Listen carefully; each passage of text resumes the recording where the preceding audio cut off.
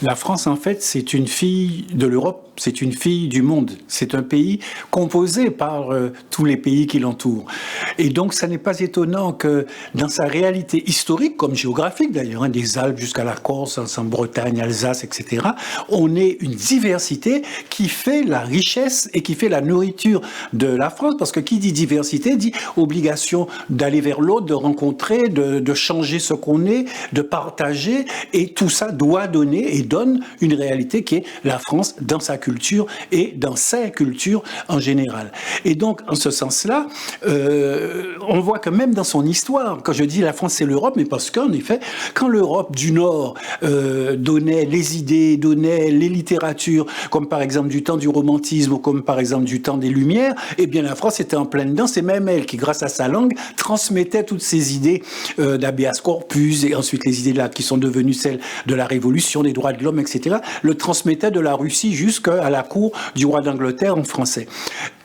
En même temps, ou avant, ou après, quand c'était l'Italie avec la Renaissance, eh bien la France est un pays de la Renaissance et François Ier a fait monter l'Italie jusque sur les châteaux de la Loire, avec aussi la culture. Et au XVIIe siècle, Molière, Corneille, Racine, c'est l'Italie, c'est le Sud, c'est ce monde latin, c'est cette Méditerranée qui était dominante et la France était un des grands pays du Sud culturellement et méditerranéen.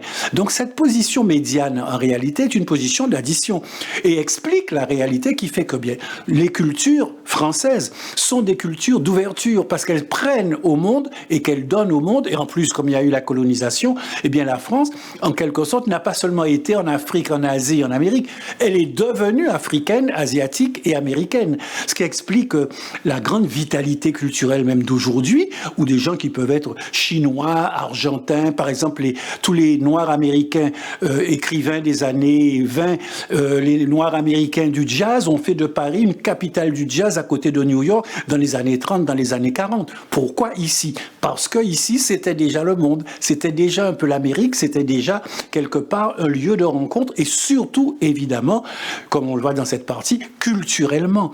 Parce que tout être de culture est un être qui donne et un être qui reçoit et qui crée à partir de ce qu'il donne et à partir de ce qu'il reçoit.